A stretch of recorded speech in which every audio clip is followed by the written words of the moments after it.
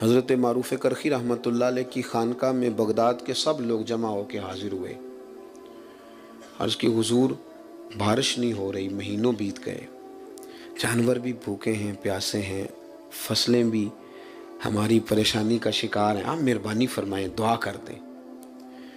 تو حضرت معروف کرخی رحمۃ اللہ علیہ فرمانے لگے، یہ میری خانقاہ کے سامنے نا ایک دکاندار ہے، ہم اپنی زبان میں کریانے والا کہتے ہیں، یہ دکاندار ہے، گھی بیچتا ہے، گڑ بیچتا ہے، اس سے دعا کراؤ بارش ہو جائے گی۔ یہ نا دکاندار سے، اللہ اکبر۔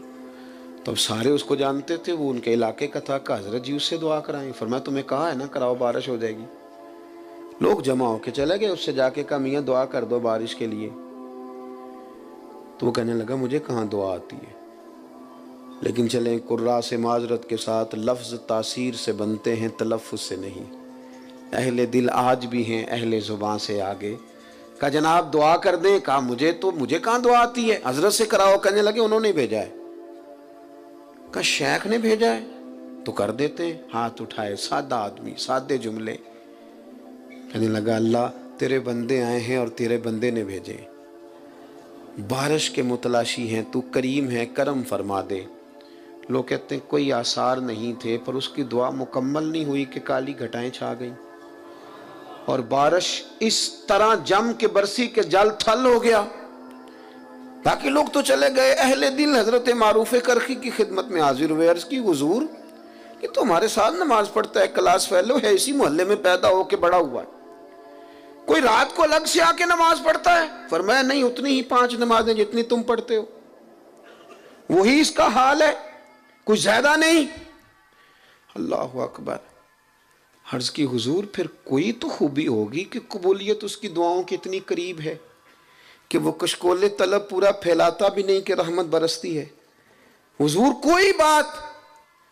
تو حضرت معروف کرخی کی بوڑھی آنکھیں چمکدار ہوئیں، چند آنسو قطرے بن کے ٹپکے، فرمانے لگے 35 سال ہو گئے میرے سامنے دکان کرتے، غریب کا غریب رہ گیا، لیکن اس نے گاہکوں کے ساتھ سچ بولا ہے، اس نے سودا پورا تولا ہے، اس نے اللہ کے بندوں کو لوٹا نہیں۔ وہ جو 35 سال رب کی بات مانے نا، وہ جب ہاتھ اٹھا دے تو رب بھی مان لیا کرتا ہے۔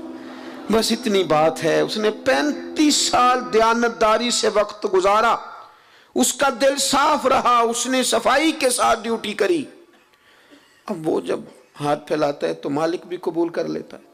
وہ میرے بھائی، اگر طبیعتیں اس طرح کی ہوں، لہجے اس طرح کے ہوں کہ ہم نہ بہت زیادہ پھیلنے کی بجائے محدود ہوں، لیکن سچے ہوں، کھرے ہوں، دیانت والے ہوں۔ تاریخ ہمیں بتاتی ہے کہ حضرت اسماء بنت ابی بکر صدیق رضی اللہ تعالی عنہ جب چلے گئے نا محبوب کریم علیہ السلام سیدنا صدیق اکبر کو لے کر غار ثور میں، تو ابو جہل کچھ لوگوں کو لے کے ان کے دروازے آیا، شور کیا اس نے۔ جناب اسماء فرماتی ہیں میرا گھر وہ تھا کہ کبھی کسی نے نظر اٹھا کے نہیں دیکھا تھا، میں سردار کی بیٹی تھی، طاقت نہیں تھی کسی کی۔ اس نے شور کیا تو میں پردہ اوڑے باہر نکلی، کہنے لگا کہاں گئے تیرے والد؟ جوانوں غور کرنا، کوئی فائدہ نہیں ہوتا پھر بھی ہم غلط بات کرتے ہیں، کچھ بھی نہیں ہوتا پھر بھی جھوٹ بولتے ہیں، کچھ دنیاوی نفع بھی نہیں، صرف اس مجلس میں تھوڑا ذائقہ پیدا کرنے کے لیے دروغ گوئی۔ پاس سمیٹنے لگا ہوں، سیدہ فرماتی ہیں کہ اس نے کہا کدھر گئے ہیں؟ فرماتی ہیں میرے سامنے 2 راستے تھے، ایک تو یہ تھا کہ میں سچ بولوں اور کہوں غار ثور میں ہے، پر یہ تو وفا کے خلاف ہے، یہ تو پہنچ جائیں گے، حضور کو تکلیف دیں گے، اور ایک یہ کہ میں جھوٹ بولوں کہ مجھے پتہ نہیں اور یہ حضور کی شریعت کے خلاف ہے۔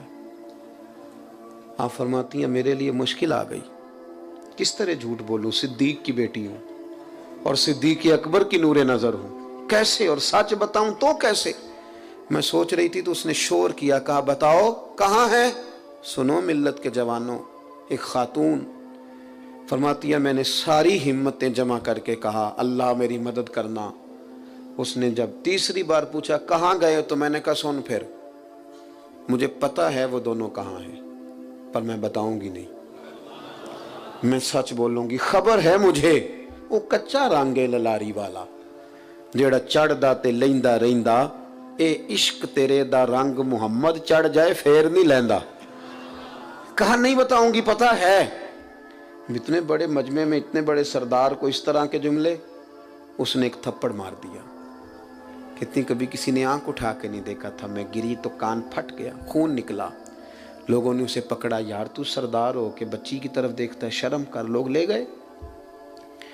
فرماتی ہیں اسی طرح میں نے کان لپیٹے۔ آج جو حاجی گارے سور پہ جاتے ہیں وہ بعد میں آ کے میری طرح ڈینگے مارتے ہیں کہ ہم ہو آئے، ہم چلے گئے تھے، حالانکہ راستہ بن گیا، راستے میں کئی جگہ بیٹھنے کا بندوبست ہے، لیکن اس وقت جانا اور رات کو جانا اور اتنی مشکل سے جانا۔